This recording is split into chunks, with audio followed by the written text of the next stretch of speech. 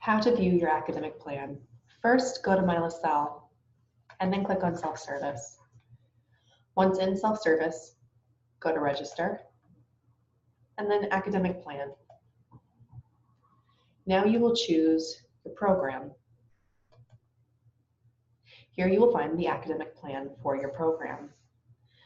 The top of the academic plan indicates general information about the program, including total credits required, credits remaining, and those complete. The academic plan is broken into sections, including core courses, the capstone requirement, and for some programs, electives and concentration courses.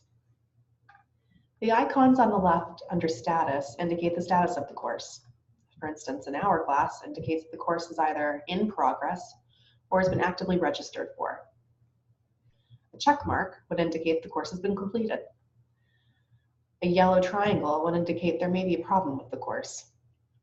And when there's no status at all, it means the course has never been registered for nor completed.